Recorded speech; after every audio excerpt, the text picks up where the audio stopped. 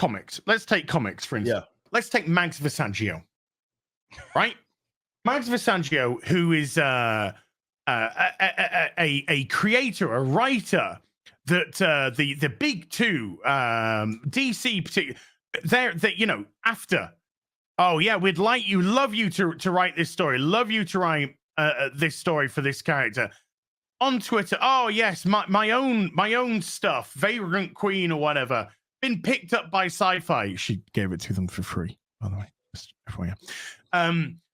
Name everywhere, Bleeding Cool, Rich Johnson sucking the corporate just the Whisper Network's bitch boy, yes, Alex DeCam Cunty. Anything you say, Alex DeCunty. They almost every month will tweet out, haven't got any money. Money's tight. Mm-hmm. I have a GoFundMe set up every time to pay my bills. But don't do it anonymously. Make sure you put your name there so I know who doesn't get cancelled. Yeah. And who hasn't given money to the extortion fund. Right. And I'm thinking, this is weird. Somebody that's so incredibly popular with the mainstream comic book industry, who's given plenty of jobs, plenty of opportunities, might be blacklisted now because of what she's trying to do. Anyway, plenty of opportunities, has got no money. Has Mark Millar got no money? No, I think Mark Millar's got a lot of money. Scott Snyder, has he got no money? No, I think Scott Snyder's got plenty of money. Sean Gordon Murphy's he got no money? No, I think Sean Gordon Murphy's got a lot of money. But they've sort of buggered off from the mainstream. I wonder why, So it's just like, this is so weird. How can somebody be so successful in the comic book sphere and yet so broke that they have to have an almost persistent GoFundMe extortion fund? Yeah. Now, let's say you are a creator that has, some sort of ideological aspect, in as much as you identify as gay, you identify as religious in some way, and you say, I want to create a book where I talk about my ideology. I want to talk a book discussing gayness or whatever. I want to write a book discussing this, my religion and how it affects my life, etc. Right. That's niche. Mm-hmm. That's going to be niche. Let's say the religion is, I believe, in the sacred spirit of Uthman-Douche. Okay, it's pretty niche. What, 3% of the population is actually gay, not opposed to the 152% that California think are actually gay in the world. Yeah. So if you want to write a book about, your gay experiences or whatever in a superhero form or whichever form you want to do it, it's niche. You can't therefore expect to get a mainstream audience. You could write a great book, but that doesn't necessarily mean that you'll get an audience. It's true. Because you could write a great book, but somebody can quite easily say, it's not for me. Right. 100%. It's not for me. And what's happening now is people are doing that. Nobody has ever said in the comic book space, you can't create your own stories. Right. Nobody said that. Right. People are absolutely welcome to make their own stories, talk about their own experiences, whatever you want to do. But you can't expect to get a mainstream audience. Right. So now we're getting the shaming. We're getting the typical far left tactical aspect, which is you shame people. Oh, if you're not buying this, you're a bigot, you're a racist, you're a homophobe, you're this, that, and the other. No. If you don't want to sleep with this demographic of people, that means you're. But no.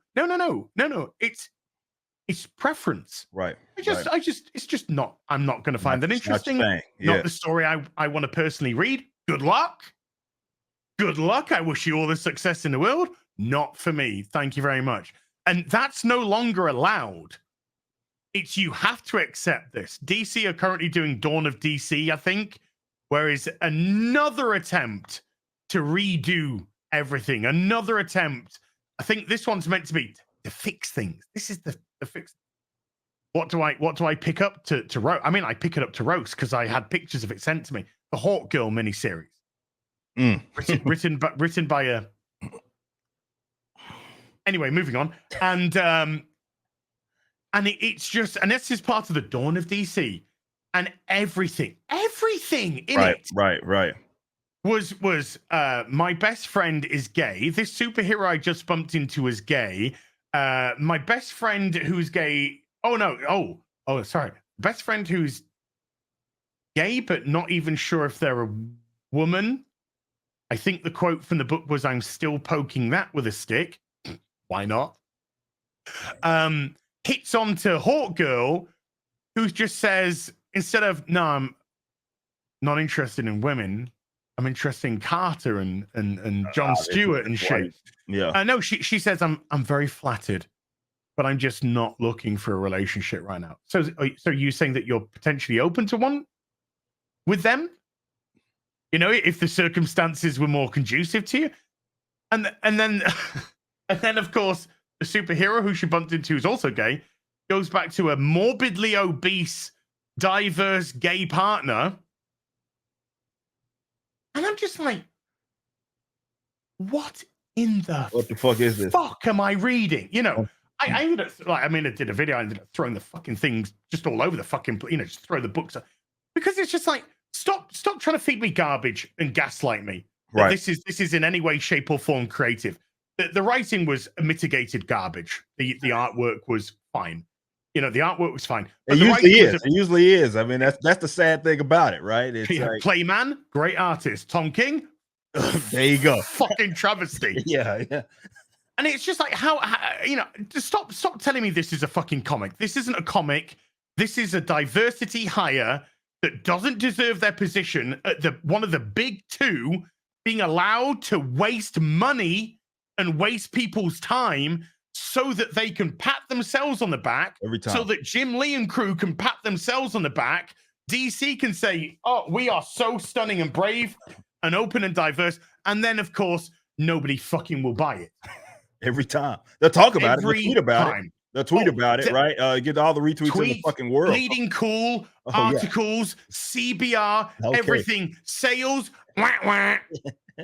Every time. It never seems to amount to people that actually want to reach into their pockets and buy the goddamn thing, right? Because look, effectively right now, man, the way that I see it, definitely with the big dogs, their material acts as a loss leader for them to be able to get material out. And it's almost acting like a charity for those that, even though they're not getting paid that well, charity for those that continue to work for those properties to, I guess, live out whatever fantasies and write their fan fictions it is that they want to write. It's a playground. It's effectively what it's become. And it's a fucking free-for-all.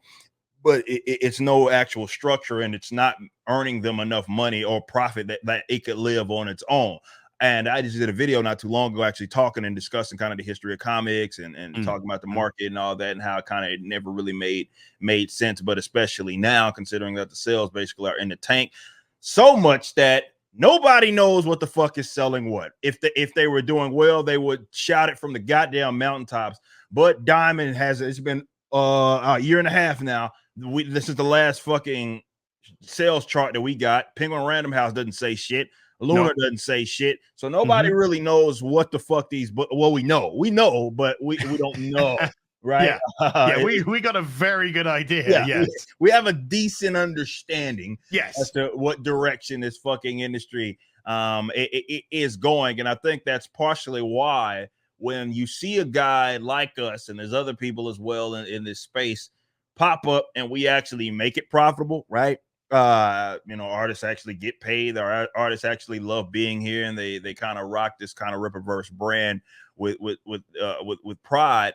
And check just go off just a little bit. But it's because obviously we found out what works. But I love the point that you brought up earlier. It's like, look, dude, you can think, and I think it's a big challenge for artists and writers, because I think they believe that and it's such a stupid thing, but I think they think markets go to their beat, and it's just not really how it works, right? So they believe that, hey, check me out, I'm really, really good, or I got this awesome idea, everything's great, And they don't seem to understand that it's not you yourself that you're making. I guess if you're trying to make it therapeutic, and in some ways it can be, but if you're just writing a story or drawing a story or whatever it may be, and it's only for you and you only, you can't be surprised when people like utterly reject it. So you could think that you have a good story, but to your point, it's not for them. So there is some level of market that you have to gauge and identify if you are to be successful as a publisher, as a person that's putting out these stories. It's not just about you and how creative it is that you think you are, or how amazing it is that you think you are, or the fact that some peer fucking cosigns and pats you on the back. Do the other people want it, right? And I think that's why the frustration is centered around like a lot of the Rippaverse, because they think, right, we're undeserving, right? They're like, well, I could do better if it was my friend, they would do this, and it's like, well, do it, but if it's that easy, fucking do it, but you can't, because you're not marketing, or you're not trying to present a project to people that want to buy the shit. You're presenting it to your fucking peers that you're trying to pat each other. You're breaking your fucking elbows trying to pat yourself on the goddamn back. And it's just not, again, and that's not anything that's just adopted by them. Obviously, the mainstream, they're notorious. They're fucking notorious for doing this shit and trying to write material for an audience that really doesn't fucking exist, right? It doesn't want it. But the best they can do is try to funnel it through a character that people recognize.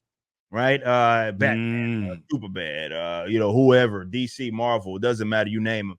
If I can funnel it through them, at least I have some chore buyers like I was for a very long time, spending literal hundreds of dollars, right, a week. And I go there, I'm knowing this is like, fuck, man, this is probably not going to be that fucking good. We talked about Tom King post that fucking wedding, right? Holy shit. I don't know what the fuck this guy was doing. It was a midlife crisis that he was going through. But between that, speaking of crisis, hero in crisis as well. And I'm sitting here consuming this shit, and I'm like, what the fuck am I reading? Like, what in the fuck? You talking about heroes in crisis? Yeah. I couldn't fucking believe what I was reading. That was one of the fucking worst. Like, when I talk about just absolute destruction of a fucking character, I don't know if I've seen anything fucking like that limited series, and I wouldn't recommend that on my worst enemy to go read Heroes in Crisis. Up next for the Rippaverse this fall is Alpha Core #1, written by one of the most prolific writers of all time, Chuck Dixon.